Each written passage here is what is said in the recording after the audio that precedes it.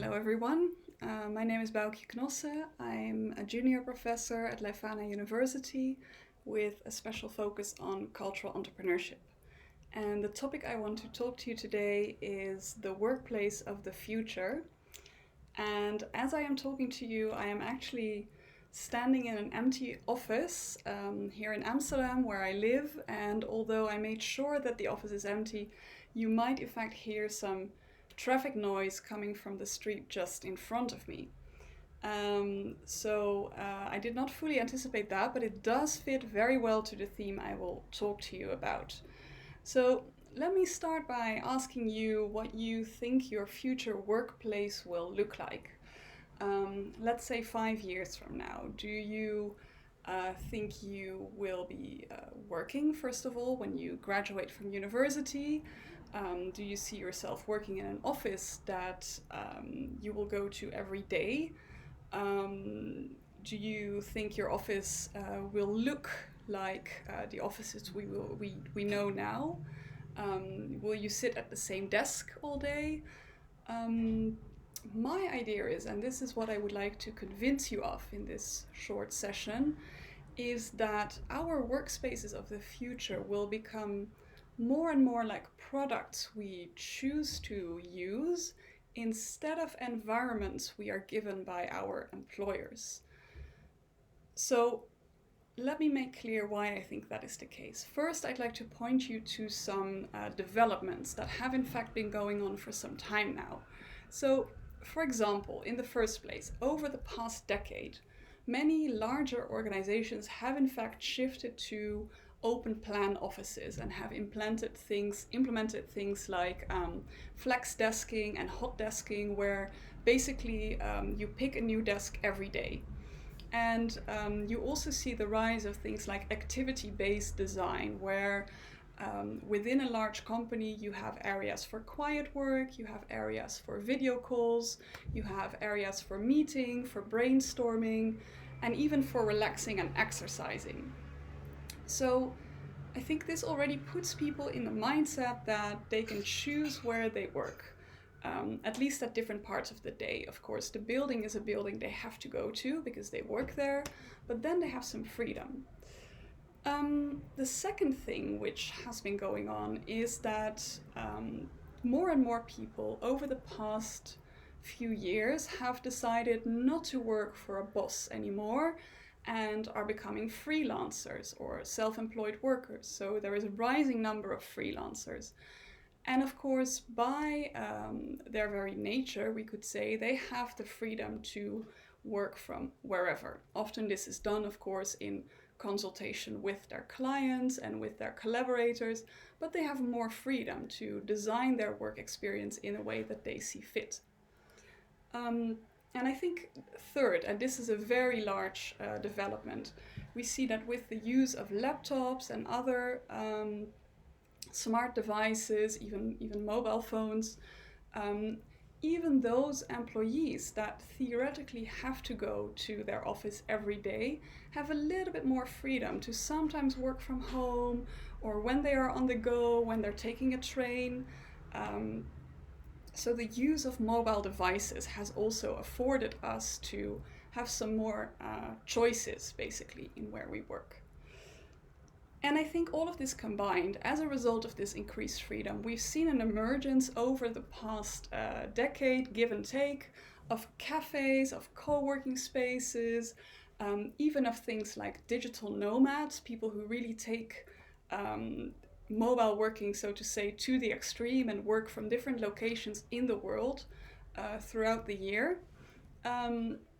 So these are things that have been going on for a while.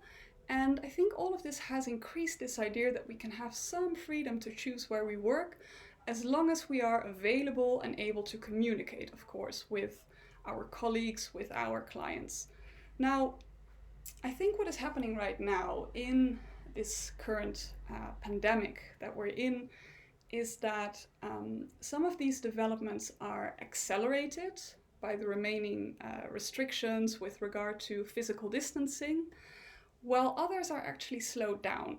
So what has accelerated? I think in the past few months even, all of a sudden remote working has become almost a norm. So in many, many sectors where previously employers would have been hesitant to allow their employees to work from home, all of a sudden this has become very normal. And we can see that in some cases this brings problems, issues to the fore, whilst in other cases it works very well, but at least we have a chance now to experiment with that and to implement remote working. What has slowed down? Well, of course, digital nomads can travel less, and in many regions, so-called third spaces, so all spaces between the office and the home, like libraries, cafes, are still closed. So that means that this is a very interesting time to see where the future of workspaces is going. So that brings me to the question, where do I think this is headed, and why do I think that we're going towards an experience where we can choose where to work, and an experience of choosing our workspace as a consumer. So I think this is a time that allows us to experiment with different ways of working and different locations for that work, but also makes us more aware of the importance of having a space that is separate from the home. As well as acknowledge that we have not just that our work is not homogeneous, that we don't just have one work experience, but that we have different activities that require different types of spatial environments and spatial support, so to say. So my prediction is that in the future we will see a growth of fully catered, perfectly equipped workspaces which allow people to work there for a few hours max, drop by very flexibly. And I think that we will see these places mostly in urban and suburban areas, but also in villages, especially when they can be integrated into a facility that's already there, such as a library. And I think that these workspaces will function a lot like gyms, in the sense that you pay a monthly membership, maybe you pay for a day card if you only visit once, and you can then come to that workplace a few times a week, a few times a month, or maybe even every day if your membership allows for that.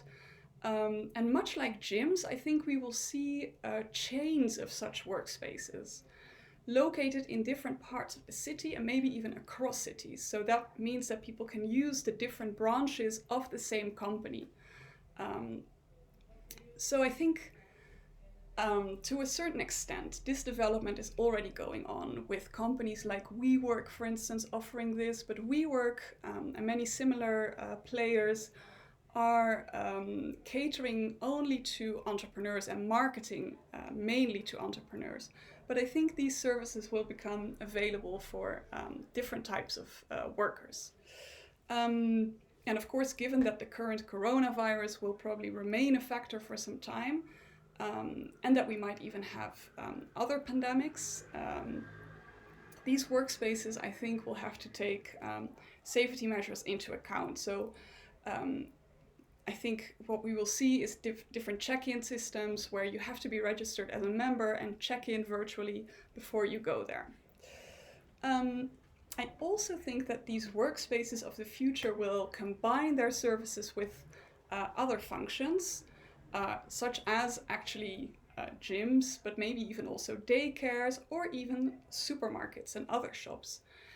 And I think we already see that supermarket chains that target people with a certain lifestyle, and here we can think of Whole Foods, for example, in the United States, are creating coffee shops and dining areas within their stores. So why would they not set up areas where people can also work and have meetings, at least for a few hours? So an integration of different functions. Most of all, though, I think that the workplace of the future will consist of several different workspaces.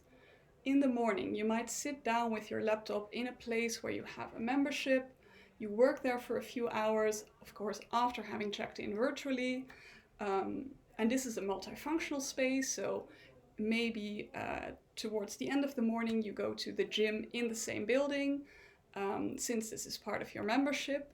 Then you might go to another place for a business meeting, where you then come back to your original place of work, and you could have rented a secluded work cabin within that space for a few hours, so you can conduct your Zoom meetings with your colleagues in different locations. And then by the end of the day, you buy your groceries in the supermarket in the same building with a discount that comes with your workplace membership. And you can even order your lunch for the next day to consume that in your workplace. So the final idea I would like to leave you with is that the workspace of the future is more of a work landscape. One which allows you to hop from one place to the next, based on what you find inspiring, based on what you find handy, and which allows you to combine your work with other tasks and activities. And I think more and more it will not be our employer who defines where we work, but it will be us, ourselves. And so in a way, I would say where we work and how we work and for how long we work will become a little bit like a consumer choice, and the market will cater to that. The workspace will be a product that we buy and not an environment that is more or less forced upon us. That's what I will leave you with. Thank you for listening and hope to see you soon.